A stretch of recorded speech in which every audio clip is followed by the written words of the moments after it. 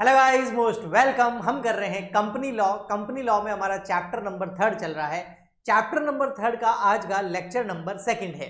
Lecture number 1 के अंदर हमने इस चैप्टर को स्टार्ट किया था। जो चैप्टर है वो है टाइप्स ऑफ कंपनीज के ऊपर। ठीक है, चैप्टर नंबर 3 किसका है? टाइप्स ऑफ कंपनीज के ऊपर। अब ये जो टाइप्स ऑफ या क्लासिफिकेशन ऑफ कंपनीज का हमको करना है वो दो बेसिस पे करना था। एक इनकॉर्पोरेशन के बेसिस पर, ये हमने लेक्चर नंबर 1 के अंदर कर दिया।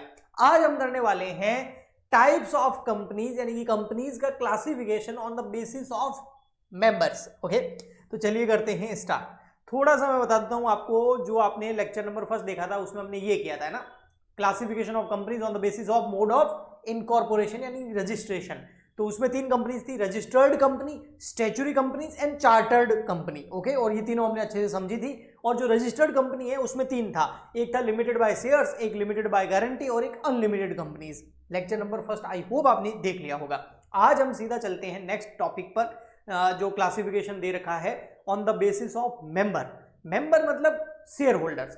तो जो शेयर होल्डर्स हैं उनके नंबर्स के बेसिस पर अगर हम कंपनीज का क्लासिफिकेशन करें, है ना, तो वो कंपनीज होती है लगभग 3 टाइप की। एक और 4 टाइप यहाँ पर डाला गया है काफी सारी बुक्स के अंदर। अधिकतर दिल्ली यूनिवर्सिटी की जो बुक है उसमें ये स्मॉल कंपनीज भी एक लेके आ गए हैं। बाकी 3 कंपनीज हमको हर जगह देखने को मिलती है on the basis of numbers of member.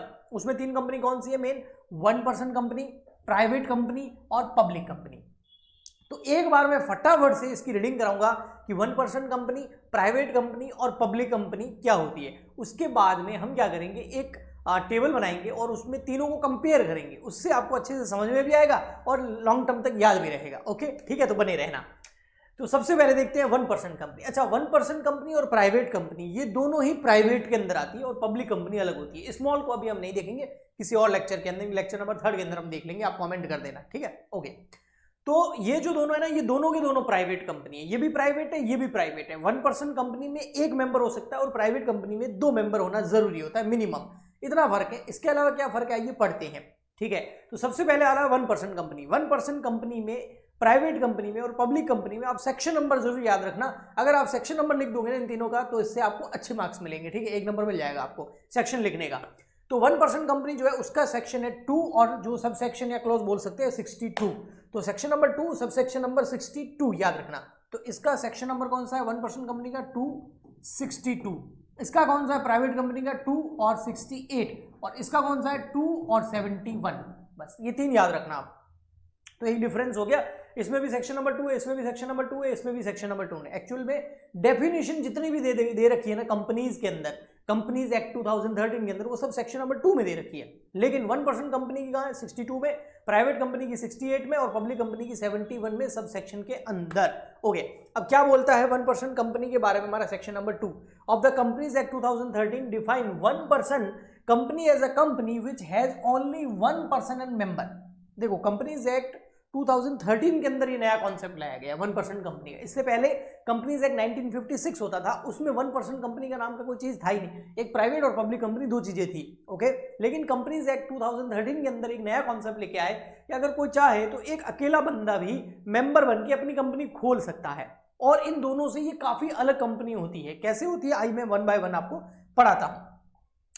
तो इसमें क्या होता है, देखिए यहां पर ये These companies are generally created when there is only one founder और promoter। एक प्रमोटर है, एक फाउंडर है, तो ऐसी 1% कंपनी खोली जा सकती है। ओके जी, अब ये जो 1% कंपनी है इसको शॉर्ट में हम बोलते हैं ओपीसी, 1% कंपनीज। ओके, जैसे अगर कोई कंपनी है राम लिमिटेड, तो वो 1% कंपनी है, तो राम प्राइवेट लिमिटेड और उसके ब्रैकेट में हम लिखेंगे ओपीसी, क्योंकि प्राइवेट कंपनी नहीं है ये, 1% कंपनी है। तो जो भी 1% कंपनी होती है ना उसके ब्रैकेट में लिखा जाएगा ओपीसी, 1% कंपनी। ओके जी, ठीक। अब यहां देखिए फीचर्स क्या है इस 1% कंपनी के। मैंने बोला था ये 1% कंपनी भी एक प्राइवेट कंपनी है। तो प्राइवेट कंपनी की प्राइवेट कंपनी 2 तरीके की हुई, एक 1% कंपनी वाली प्राइवेट कंपनी और एक अदर प्राइवेट कंपनी। ओके जी, ठीक। नेक्स्ट क्या है? Single member. इसके अंदर मेंबर कितने होते हैं? 1। शेयर होल्डर कितना होता है? 1। ठीक है, ओके। नेक्स्ट क्या है? नॉमिनी। ये सबसे यूनिक फीचर है। ये ना आपको सेकंड टाइप यानी कि प्राइवेट कंपनी, ना पब्लिक कंपनी या किसी कंपनी में देखने को नहीं मिलेगा, क्योंकि कंपनी का कोई नॉमिनी नहीं होता है। कंपनी जो है वो बनी रहती है और उसके जो मेंबर है वो आते रहते हैं जाते रहते हैं, परपेचुअल सक्सेशन होता है उसका, हमको पता है। लेकिन यहां पर अगर आपकी 1% कंपनी है तो आप नॉमिनी बना सकते हो। तो यह unique feature of OPC that separated from the other kinds of company, जो अदर काइंड्स ऑफ कंपनी से इसको अलग करता है वो क्या है, in that the sole member of the company has mention as a nominee वाइलिंग रजिस्टरिंग द कंपनी। जब भी रजिस्टरिंग का करे कंपनी का तो अपना नॉमिनी बना सकता है। ओके, बाकी कंपनी का नॉमिनी होता नहीं है, मेंबर आते रहते हैं जाते रहते हैं, वो मेंबर आते रहते हैं जाते रहते हैं, लेकिन कोई भी नॉमिनी नहीं होता है और परपेचुअल सक्सेशन होता है। कंपनी बनी रहती है, लोग आएंगे, सदस्य आएंगे, शेयर होल्डर आएंगे जाएंगे, लेकिन कंपनी बनी रहती है। लेकिन 1% कंपनी के अंदर नॉमिनी होता है। और देखिए ये नो परपेचुअल सक्सेशन, कोई परपेचुअल सक्सेशन नहीं है। एक ही मेंबर है, वो मेंबर जब तक है तब तक कंपनी बनी हुई है, उसका नॉमिनी चला सकता है या कंपनी बंद हो जाएगी। ओके, मेंबर आता रहेगा जाता रहेगा, ऐसा नहीं होता है। ठीक है, since there is only one member in the OPC, his death will result the nominee choosing or rejecting the become the sole member। मतलब जैसे एक व्यक्ति है मिस्टर अजय ने एक कंपनी खोली ओपीसी, एक ही मेंबर है, 1% कंपनी खोल दी उसने। ठीक है, अब वो कंपनी को चला रहा है और उसने अपने नॉमिनी अपने बेटे विजय को बना दिया। ठीक है, अब अजय की डेथ हो गई तो विजय के ऊपर डिपेंड करता है कि वो इस कंपनी को रन करेगा या फिर इस कंपनी को खत्म कर देगा, बंद कर देगा। तो परपेचुअल सक्सेशन नाम की कोई चीज इसमें नहीं होती है। इसकी जगह अदर कंपनी होती ना तो किसी शेयर होल्डर या मेंबर के मरने से कोई कंपनी बंद नहीं होती। ओके, ठीक जी। मिनिमम 1 डायरेक्टर, इस कंपनी के अंदर कम से कम 1 डायरेक्टर का होना जरूरी है और ज्यादा से ज्यादा 15 डायरेक्टर का होना चाहिए। No minimum paid up share capital, कोई minimum paid up share capital की रिक्वायरमेंट भी नहीं रहती। स्पेशल प्रिविलेज दे रखा है कंपनीज एक्ट 2013 के अंदर। नेम ऑफ द कंपनी, जहां पर भी कंपनी का नाम लिखा जाएगा उसके ब्रैकेट में ओपीसी वर्ड लिखा जाएगा, यानी कि 1% कंपनी, 1% कंपनी। तो 1% कंपनी का जो शॉर्ट फॉर्म है वो क्या है, ओपीसी। तो इसको ओपीसी भी बोलते हैं। एग्जाम में अगर आपके एमसीक्यूज आते हैं तो आ सकता है कि ओपीसी का फुल फॉर्म बताओ, तो 1% कंपनी, सेक्शन नंबर बताओ 2 और सबसेक्शन 62। क्या इसमें नॉमिनी हो सकता है? बिल्कुल हो सकता है। क्या इसका परपेचुअल सक्सेशन होगा? No, no perpetual succession. Special privilege इसको दिया गया है। एक डायरेक्टर होगा और ज्यादा से ज्यादा 15 डायरेक्टर हो सकते हैं। तो ये 1% कंपनी आपको समझ में आ गया? बिल्कुल। तो अब चलते हैं हम प्राइवेट कंपनी की ओर। तो प्राइवेट कंपनी आपको पता है, एक तो हमारी 1% कंपनी होगी, उसके अलावा दूसरी प्राइवेट कंपनी की बात कर रहा हूं। ओपीसी वाली प्राइवेट कंपनी की यहां बात नहीं हो रही है। तो इसमें सब सेक्शन 68 है, सेक्शन नंबर 2 है of the companies act 2013। Private company means a company having a minimum share capital may be defined and which it's article, article में जो भी मिनिमम शेयर कैपिटल लिखी हुई है वो वहां पर डिफाइन होती है।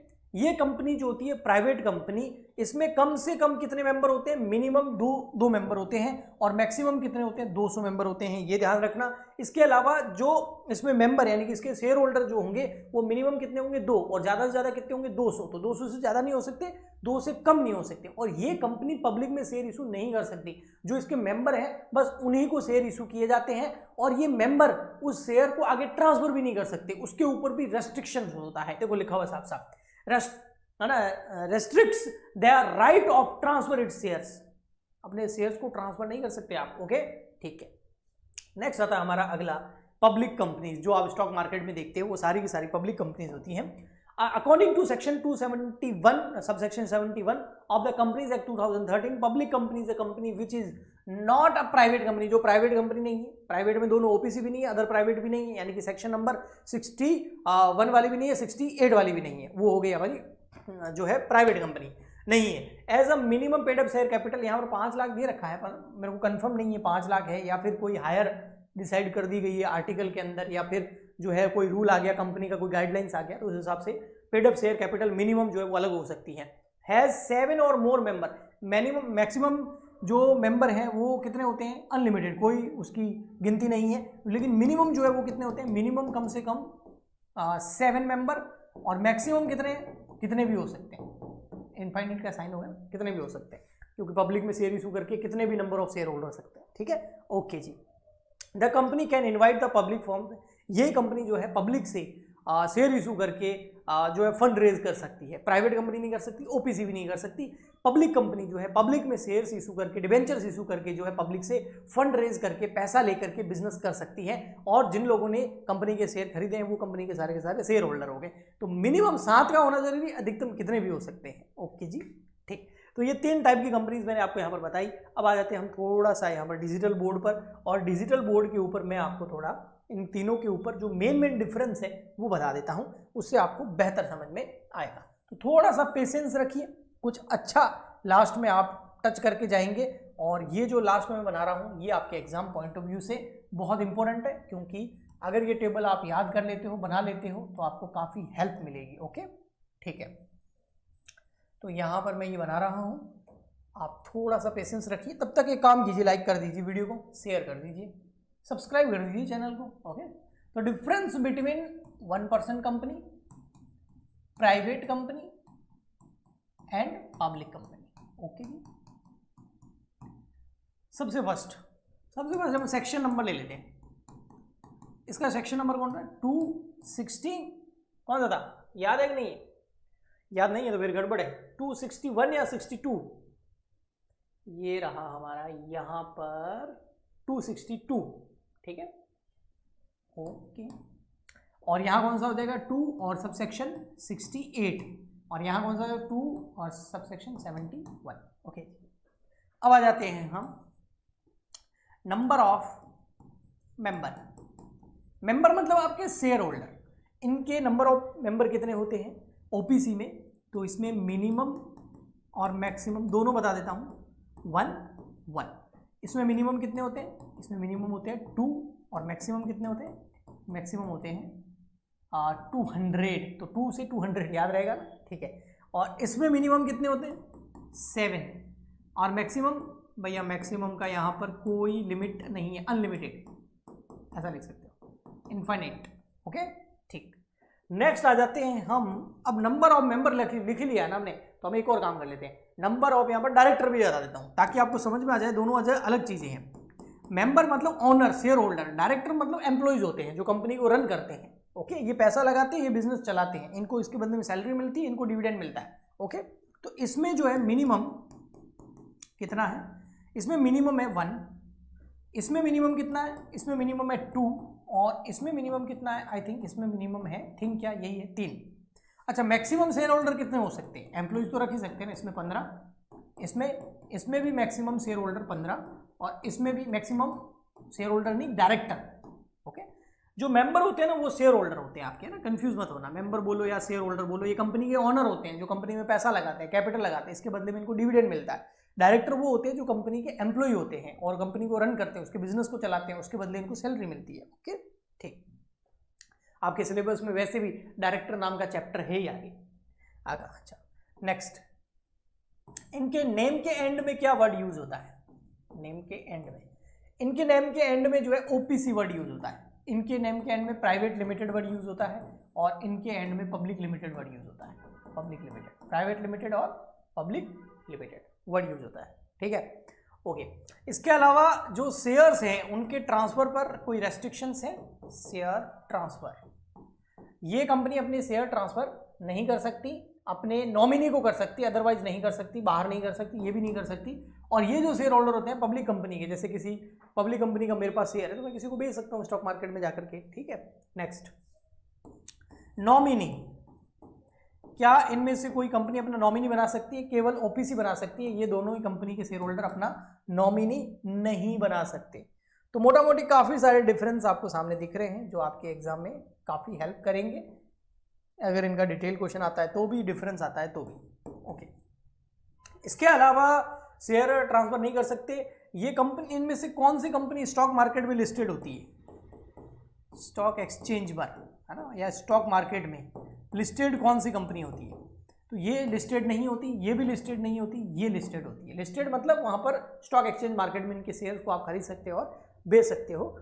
तो ये मोटा मोटी कुछ मैंने आपको डिफरेंसेस बताए हैं। इसके अलावा आप खुद थोड़ा पढ़ेंगे तो काफ़ी सारे डिफरेंसेस आप खुद भी निकाल सकते हैं। ओके, हो सकता है एक आधा कोई रह भी गया हो, लेकिन मोटा मोटी मैंने आपको बता दिया कि ये इनमें डिफरेंसेस है तीनों कंपनियों के अंदर।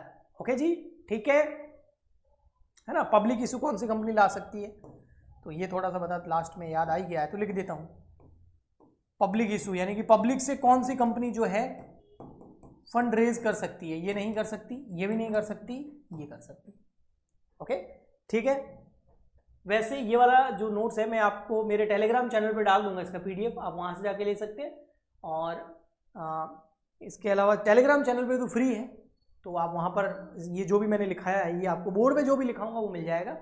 डिटेल में नोट्स चाहिए तो आप हमारी ऐप डाउनलोड कर लीजिए, वहाँ पर आपको कोर्स लेना पड़ेगा, है ना, उसके लिए फ़ी पे करनी पड़ेगी। तो उस कोर्स के साथ में, लेक्चर्स के साथ में आपको नोट्स भी मिल जाते हैं, ठीक है। और अभी 20% डिस्काउंट भी चल रहा है, वहाँ पर आप कूपन कोड अप्लाई कर देना CWG20, तो आपको 20% डिस्काउंट भी मिल जाएगा। CWG कैपिटल लेटर में लिख देना, ओके। तो दोनों है आपके पास ऑप्शन, और यूट्यूब पे तो वीडियोज आती रहेंगी, तो आप यूट्यूब से भी पढ़ सकते हैं, जैसे आपको सही लगे वैसा आप कीजिए। मिलते हैं नेक्स्ट लेक्चर में, आज के लिए इतना ही। प्लीज़ ज़्यादा से ज़्यादा लाइक करें, शेयर करें, सब्सक्राइब करें, कमेंट करें, ताकि मैं आपके लिए इसी तरीके के लेक्चर लाता रहूँ। Goodbye, thank you.